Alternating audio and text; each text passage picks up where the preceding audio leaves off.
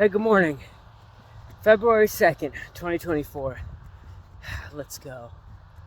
We're just rocking and rolling through the new year. Just crushing it. I was reading in Matthew this morning. Matthew chapter 6 or 7, I can't remember. What's happening in that chapter is Jesus calls Matthew the tax collector to follow him. And so Matthew the tax collector leaves everything he has and goes with Jesus, and they're all eating dinner together. And it says that there's a bunch of other tax collectors there having dinner with Jesus. And the scribes and Pharisees are there, and they're talking to Jesus' disciples, and they're like, hey, why is your teacher eating with these tax collectors? They're all sinners. Like, why is he sitting down with all these bad people? And Jesus' response is this: those who are healthy don't need a doctor. It's the sick who need a doctor. I came to call not the righteous, but sinners. And then he says, go learn what this means. I desire mercy, not sacrifice. He says that to the Pharisees.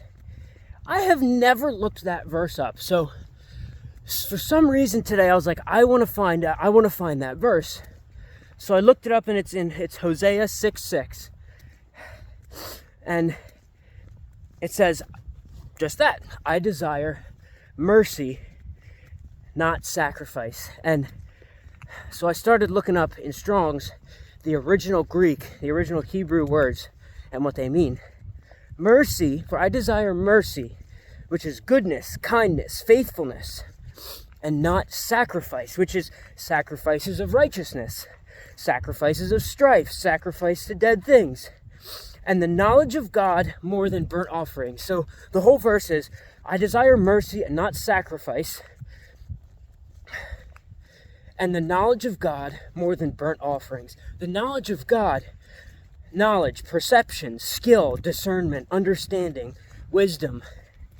Listen, what Jesus is saying to these Pharisees is he desires mercy, compassion, kindness, faithfulness, goodness, more than just an offering.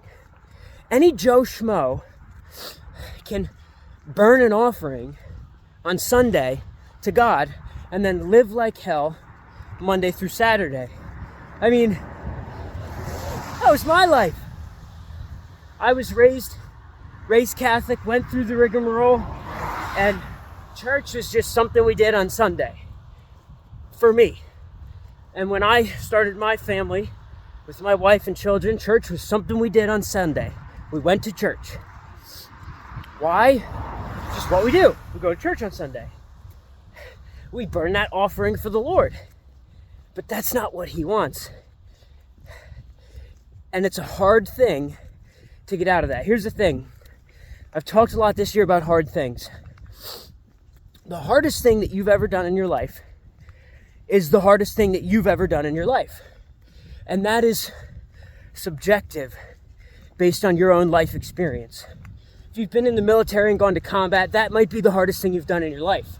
Or if you've lived a pampered life and you have everybody waiting on you hand and foot, but one time you had to go to the grocery store to do your own shopping, that may be the hardest thing you've ever done in your life. So the hardest thing you've ever done in your life is subjective. And I want to testify here. For me, the hardest thing I ever did in my life was 20 months ago when I quit my job to run my business full time. And that was the hardest thing, even though I spent time in the military, went through basic training, did all this extra training, like air assault training and all different kinds of stuff that happened in the military. All that hard physical stuff. Quitting my job, and this blew my mind when it happened, quitting my job was the hardest thing that I ever did, because I liked security. I like knowing that every Friday I'm gonna get paid, and with that money, I can put food on the table and I can pay my bills and my family's taken care of. And when I quit my job, I left that promise behind. And right around that time that I quit my job, I had a conversation with God, and I said, God, I don't know how I'm going to do this, but I need you. That was it. I need you.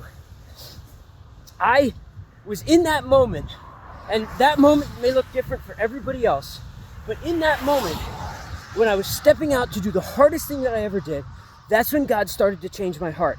And right around that time is when it clicked for me that I desire mercy, not sacrifice.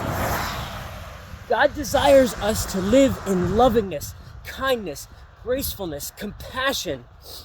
That's what he desires. He doesn't desire us to just go through the motions and do what's right. He desires us to have a heart posture towards him.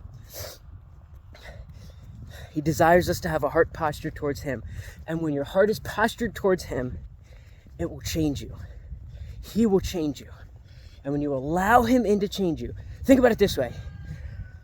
All of my life, I was living inside my house with the music turned all the way up. And I was living my life, and all that time, Jesus was standing outside, knocking on the door. Nice, gentle knock, waiting for me to open it up.